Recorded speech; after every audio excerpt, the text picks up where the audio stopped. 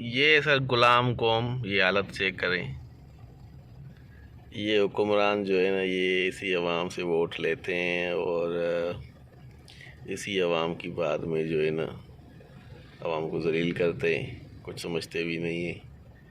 اور باتیں پوچھو تو صحیح، جمہوریت ہے، جمہوریت کو خطرہ ہے، نظام کو خطرہ ہے، صحیح 18ویں ترمیم کو خطرہ ہے، پارلیمانی نظام کو خطرہ ہے۔